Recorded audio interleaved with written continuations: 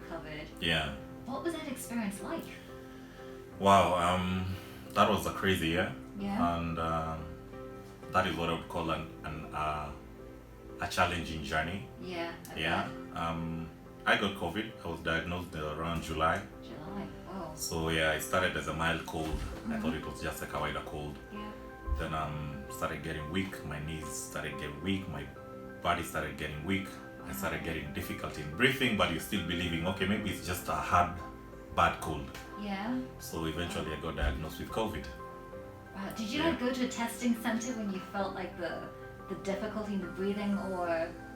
Yeah, I went to test. Of course, you do the normal, first of all, the normal test, the basic tests. Yeah. You go and do your normal checkup by your normal pharmacist and get some, some antibiotics here and there. They tell you, okay, if it's a cold, this will sort it out. Yeah. But eventually I realized this is not a cold, so that's when I started doing blood cultures, where they check my blood and check all these things. They say, okay, your blood doesn't have bacteria. Yeah. Go back home, given some drugs, but Yeah. you're still feeling unwell. So eventually I went and did a COVID test, but that was after I got difficulty in breathing. Wow. So that was a big sign for you. Yeah.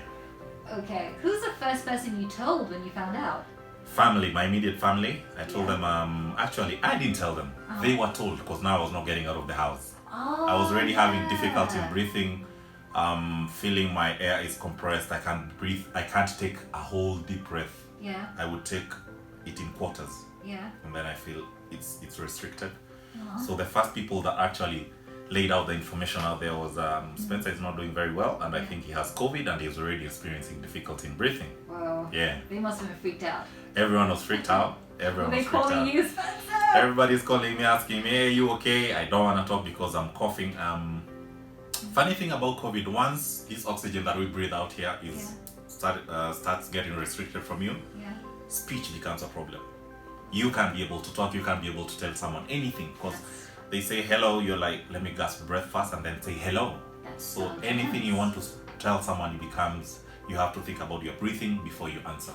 So this is really serious, right? Yeah, it's a very serious. For me, it was on a critical. It was already getting to a critical stage. Whoa. Yeah. How long did it take, like, before you recovered? So after the difficulty in breathing, I was taken to hospital. Yeah. I did, of course, the triage where they test your oxygen levels. I got to the oxygen levels almost at 58%, which is very low. So immediately I was given an admission. I was told you're not going back to go home. You're not going to go back home. You have to be admitted, and immediately got oxygen administered to me. Were you scared? Very scared. For me, that's when I would say it's a very challenging experience for everyone who has never known what COVID is. Because where I was put, they put you in a holding area before they give you a bed. And that is the setup right now. Before you get a bed or before you get a private room, you're put in a holding area. And this holding area now is for people who are more sick than me. But they didn't have oxygen. Some people required ICU care by that time, but they hadn't gotten it. So I started getting trauma in terms of, oh my God, where I had slept, 2 people died. Oh no. Yeah, my right side of the bed, someone died. My left side of the bed, someone died. I could tell someone has died. So, but Oh my goodness. that's our hospital for you. Can I go in a little deeper? Yeah. Who did you think about? What did you think about at that time when you realized this is super serious? Was there someone you're thinking, I need to call this person, I need to tell that person I love them, I need to change my job? What was going through your mind? What was going through my mind at that time, I was thinking, where did I get this thing? Where did I get this thing? Because I'm that one person who in the office everyone knew. Yeah. I'm always masked on. Every day, no matter what, no matter where, no matter who I'm interacting with, I'm always masked on. So I'm asking myself, where did I get this thing? Who would have brought it to me? Yeah. Because after my official duties, I used to go home straight. Okay. I have sanitizers, disinfect. My house would think it's a laboratory of these things. It's everything is there, like from all sort of soaps. So I wondered what happened where and how did I get it. So that was it was a thought that was going through my mind, and I'm asking God, okay, I know people who are not living the life of protecting themselves from COVID. I'm here protecting myself, I think 90 and above %, and I'm the person who's gotten it. Actually, the people who know me said, you got it? That's strange. It was a surprise, huh? It was a surprise. So you didn't think of anyone in particular? No, I didn't think about anyone in particular, because I tried tracking down my circles, people who I've been interacting with. I didn't understand where it came from, because washing hands, I used to wash. Yeah. Sanitize. I sanitize. Up to date, I sanitize. I think I sanitize even when you say hi verbally. I'm like, hi, how are you? You well? Oh yeah, I'm good. I'm sanitizing, and you've just given me a verbal hi.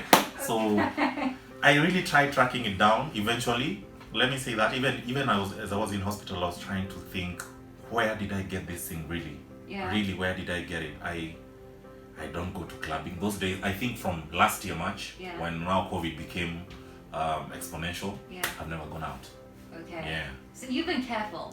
Very careful. What would you say to people who feel like, oh, well, it's not that bad, I'm not going to get it? COVID is bad. COVID is bad because even after I got now diagnosed with COVID and I was told you need oxygen supply, or rather you need to be put under oxygen care. Yeah. I was put under oxygen care. After that, I got worse. I was put under a higher medical care level. Wow. Okay. So That the was problem with intense. COVID, it kills your oxygen, and every day goes down if it's not taken care of. All right. So what I would tell people out there, COVID is real and it's bad. It's bad. It's really bad. I hear people say it's just a flu. Yes, it's just a flu for those people who are asymptomatic. Okay? Yeah. For those people who are asymptomatic, you can say that. But for someone like me, sometimes someone says that, I'm like, yo, it's not a flu. Ask me, I know it. If it was a flu and I was asymptomatic, I would have said, yeah, it's a flu, it can go. Yeah. Sometimes it doesn't go. It kills people. Well, that's very sobering. Yeah. And people need to hear that. Yeah. Okay. So when they finally released you from hospital and said, all clear, what was the first thing you wanted to do? Nature. Like fresh breath of air. Wow. The moment, because I was after I came to the hospital, they gave me another 10 days. They said you have to go back and observe yourself. Yeah. And see whether you can take deep breaths. Can you be able to breathe in and out? Can you be able to, are you feeling healthy? Yeah. So I walked out the first day I walked out of my house. That was in after 12 days in hospital. I went back to the hospital again under isolation, from hospital isolation to home isolation, because you're told don't interact with anybody because you might have, it's called a shedding virus, or which is still infectious. Really? Yeah, so that. the shedding virus is still infectious, which you can be passed across to people. Okay. So I said, okay, I'm done with my 10 days of isolation in the home. So what should I do? I just opened all my windows. I say, today is the day I'm going to enjoy all the nature and all the fresh breath that is out there. Okay. Yeah, so, yeah. So was there any particular person you were keen to see, like maybe your girlfriend or your mom or your best friend? Yeah, immediate family. Yeah? My wife and children. Oh, that is so sweet. Those were, I had not seen my wife, because you see the hospital doesn't allow them to come visit you. You're not allowed to see them. Yeah. So the first people that I saw my daughters. I'm like, this is life. That's amazing. I have not seen them. This is life. The only type of meeting we used to have, I had to teach my daughters how to Zoom. Oh, Yeah, so we had to Zoom meeting, like, hey, how are you guys doing?